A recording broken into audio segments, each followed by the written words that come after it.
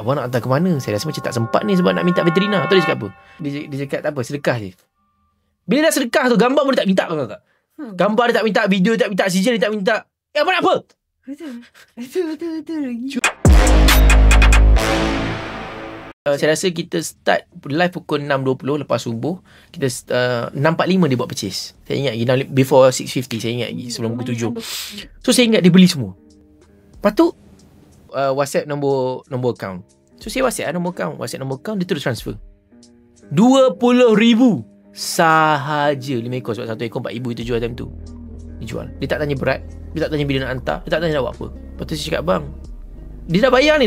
Cakap, bang, abang nak hantar ke mana? Saya rasa macam tak sempat ni sebab nak minta veterina. Tahu dia cakap apa? Tak apa, dik, sedekah. Dia cakap, abang, adik. Dia cakap tak apa, sedekah je. Bila dah sedekah tu, gambar pun dia tak minta kan kakak? Gambar dia tak minta, video dia tak minta, CJ dia tak minta. Abang nak apa? Betul. Jom, korang kalau nak shopping ataupun jual handbag dan juga Rolex, klik link dekat bio. Jangan lupa follow. Tu bayangkan, tahap kekayaan seseorang itu sanggup di-spend sebab 50,000, tak tengok barang, tak tengok apa.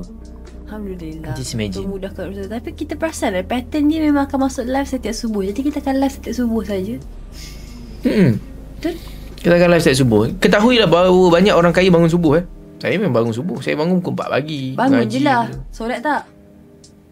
Orang kaya memang bangun time subuh. Solat tak? Solat. Saya dah khatam bagi tadi. Bangun solat subuh. Bangun solat tu untuk subuh. Solat isyak malam tadi kan? Mana ada. Kentoi. So itulah saya, video ni basically adalah untuk seorang individu ni yang tak henti-henti menyokong saya. Dia Icon Farm, dia support, dia Icon Lux, dia support. Ya, so kita menggigil tahan untuk cerita juga. Sebenarnya kita nak sangat cerita. Lama daripada bulan 3 lama. Dah bulan... Tak. Tahun lepas kan? Tahun lepas ke? Tak, yang lembu tu, lembu bulan 4. Tak, yang bag. Bag tahun lepas aku tak ingat lah. Kita tak cerita apa-apa pasal dia. Oi, lama ke aku cerita hari dia ni? dah menyumbang kat kita terlalu banyak. Faham tak? Dia dah shopping dengan kita terlalu banyak. Jadi kita bukan, dia tak bagi cerita. Kira dosa tak kita? Okay, saya tak cerita siapa. Nama dia kan? Kita tak cerita nama. Korang tak tahu? Saya tak tahu. Kita tak tahu. Saya tak tahu. Buat apa ni? Saya tak tahu. Apa ni? Okay.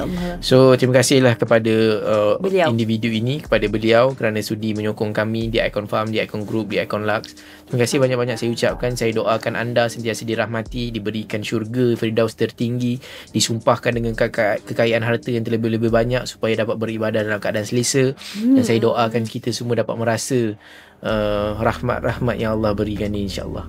Amin. Alhamdulillah. Jom shopping dan jual melalui Icon Lux. Jimat sehingga 70%, installment serendah RM5 sehari.